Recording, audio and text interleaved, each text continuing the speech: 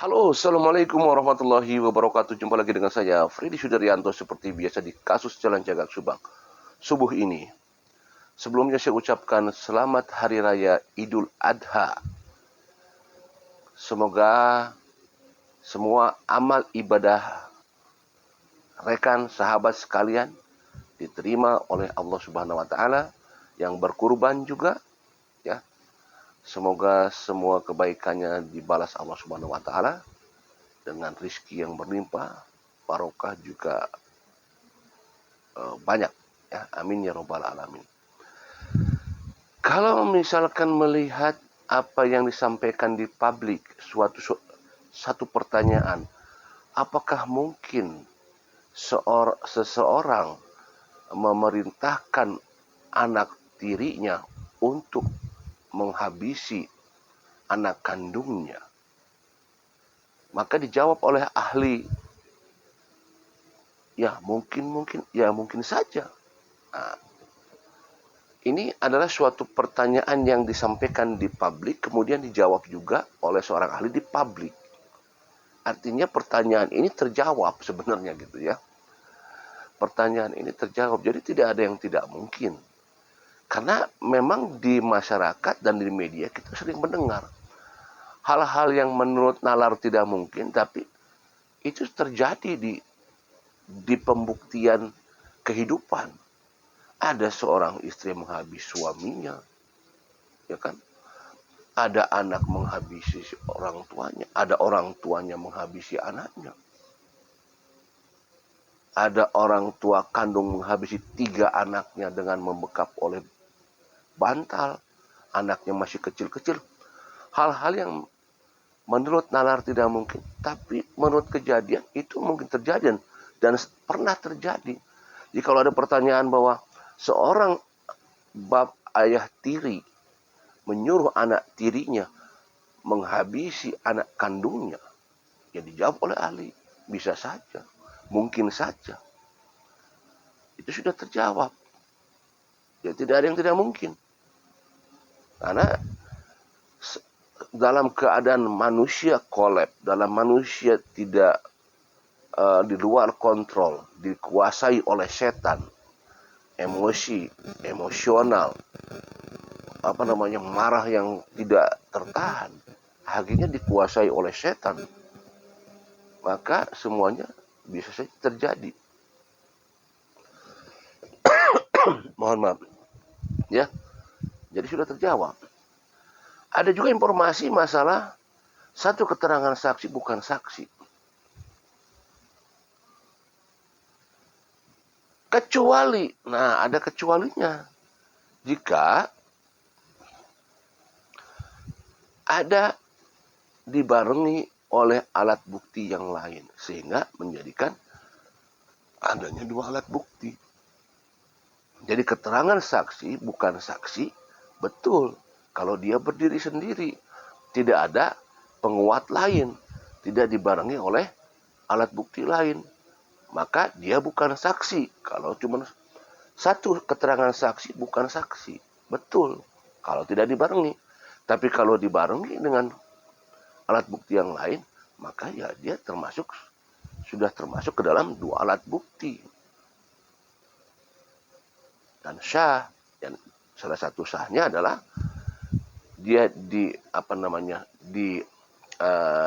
dikeluarkan atau disampaikan di dalam persidangan dan di bawah sumpah, juga adalah ya tadi ada 3, ada kriterianya ya, pokoknya ada dikeluarkan di persidangan, kemudian di bawah sumpah. Satu lagi ada ya, salah satu sah keterangan saksi. Jadi 2 pertanyaan ini semua sudah terjawab, yang memang sempat dilontarkan di publik gitu kan, seperti itu. Tidak ada yang tidak mungkin. Artinya bahwa kita sekarang lagi menunggu di mana keterangan-keterangan saksi yang sudah disampaikan, juga keterangan ahli di persidangan. Siapa yang kita tunggu sebenarnya? Justru yang kita tunggu adalah tidak lain adalah Pak Yosep berserta Ibu Mimin, Abi dan Arigi. Kenapa? Karena kalau Ramdhanu kita sudah tidak usah menunggu lagi. Kita sudah bisa bayangkan nanti apa hasilnya. Apa? Karena dia sudah mengakui. Kalau sudah mengakui, apalagi di bawah LPSK, dijadikan justice kolaborator, kita sudah bisa membayangkan hukumannya. Hukumannya kita sudah bisa mereka-reka untuk saudara Ramdhanu, ya. Tetapi untuk Pak Yosep kan kita masih menunggu. Ibu Mimin, Abi dan Ari kita masih menunggu. Kenapa menunggu? Ya karena sampai detik terakhir mereka belum mengakui bahwa mereka ada di TKP. Jadi mereka masih meyakini bahwa mereka tidak ada di TKP. Seperti itu. Ya kan? Nah, masih menunggu. Kenapa? Satu, menunggu vonis buat Pak Yosep, juga menunggu bagaimana statusnya Ibu Mimin, Abi dan Arigi yang sampai sekarang kan belum P21. Ya kan? Bagaimana kelanjutannya? Nah, ini kan kita menunggu. Jadi sekarang adalah kita melihat dan mencermati hasil daripada keterangan-keterangan para saksi, para ahli di persidangan, apakah hasil kesimpulan dari majelis hakim, apakah tentunya kita akan pertama kali akan menunggu adalah yaitu tuntutan jaksa penuntut umum. Apakah tuntutan sama seperti tuntutan di dakwaan, ya? Nah, kalau misalkan nanti ada tuntutan dari jaksa penuntut umum, ya nanti Bapak Hakim yang juga akan menentukan biasanya ya, yang sering terjadi itu tidak jauh dengan jaksa penuntut umum. Biasanya yang sering terjadi, walaupun ada juga yang terjadi kadang-kadang jauh dengan jaksa penuntut umum. Tapi kebanyakan kalau di persidangan yang terjadi adalah biasanya tidak jauh dari tuntutan jaksa penuntut umum seperti itu. Kita tunggu saja nanti hari Kamis, ya, tanggal 22, tanggal 20 Juni, kita lihat apa tuntutan jaksa penuntut umum, apakah masih tetap sama, apakah ada perubahan dengan hasil daripada proses persidangan dengan mendengarkan keterangan saksi dan juga keterangan ahli. Menarik sebenarnya karena ini memang menjadikan harap-harap cemas kita semua masyarakat yang sudah menunggu hampir 3 tahun nanti di bulan Agustus. Dan tentunya sekali lagi karena kalau kita bisa membayangkan tuntutan jaksa penuntut umum sehubungan dengan yang bersangkutan, ya, yang bersangkutan Pak Yosep masih tetap pada pendiriannya, maka kemungkinan kalau misalkan memang dianggap salah Pak Yosep, kalau dianggap salah sekali lagi ya, kalau dianggap salah oleh majelis hakim, maka ini akan berat hukumannya. Jika dianggap salah sekali lagi. Apakah mungkin bebas Pak Yosep? Nah, itu suatu pertanyaan. Dengan tuntutan proses bahwa kasus perencanaan, hukumannya kita tahu sendiri ya 340 ya. Apakah Pak Yosep bisa bebas? Dengan keterangan-keterangan saksi, dengan keterangan-keterangan ahli. Apakah Pak Yosep, pertanyaan begitu. Satu, apakah Pak Yosep bisa bebas? Kedua, apakah Pak Yosep memang hukumannya semakin berat karena tidak mengakui? Antara itu saja. Ya, nanti majelis hakim akan melihat semua keterangan-keterangan saksi. Bebas? Mungkinkah? Atau lebih berat hukumannya, vonisnya? Itu saja. Ya sebenarnya begini ya, ini kalau kita melihat ini ya, kalau kita melihat masing-masing pendampingan hukum, kuasa hukum itu mereka kan orang-orang hukum, orang-orang yang sudah terdidik, mereka yang sudah, apalagi kan kalau kita lihat daripada titel-titelnya kan minimal adalah sarjana hukum, kemudian ada lagi di belakangnya apa-apa gitu kan.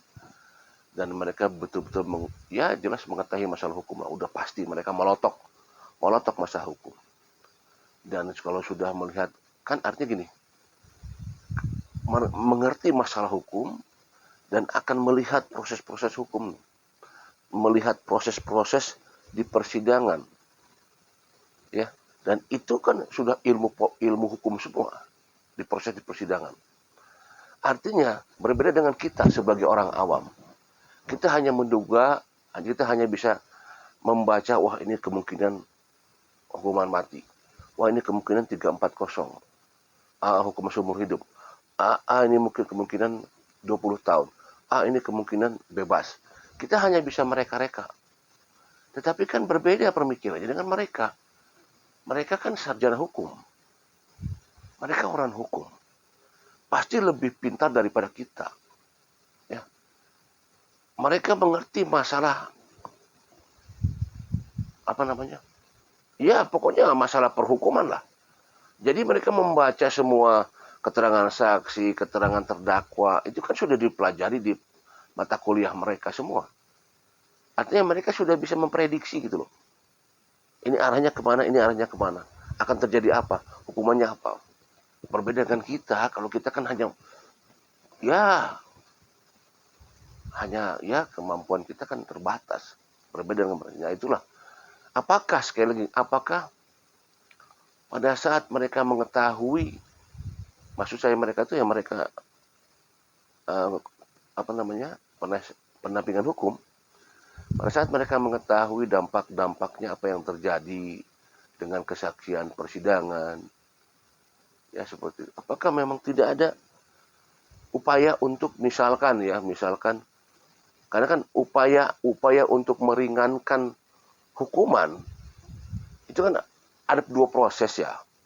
Upaya meringankan hukuman itu kan sebenarnya pendampingan hukum itu salah satunya minimal ya, salah satunya dari beberapa kriteria adalah upaya untuk mengurangi hukuman.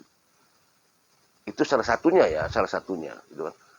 Ya untuk upaya untuk mengurangi hukuman. Dan upaya untuk mengurangi hukuman ini kan juga ada beberapa bagian juga. Adapun salah satunya adalah untuk mengakui. Nah, itu kan mengakui atas tindakan itu pun akan mengurangi hukuman. Salah satunya, sekali lagi salah satunya. Ya, seperti itu. Dari beberapa poin untuk mengurangi hukuman, salah satunya adalah mengakui. Karena mengakui akan meringankan hukuman seperti itu. Ya, sekali lagi kembali, apakah mereka para penasihat hukum bisa membaca nggak kira-kira ini kliennya bersalah apa tidak gitu. Dengan kesaksian para saksi, kesaksian para ahli, apakah penasihat hukum bisa membaca kliennya itu bersalah apa tidak? Ya pasti bisa lah, karena keilmuan mereka kan luar biasa. Di samping sarjana hukum juga kan ada titel-titel tambahan lagi. Nah itu maksudnya adalah upaya-upaya yang dilakukan mempertahankan tetap dengan misalkan kekuatan alibi gitu ya, kekuatan alibi bahwa memang benar tidak ada di TKP. Seperti itu. Artinya bahwa keyakinan itu ada keyakinan yang memang berdasarkan keilmuan hukum.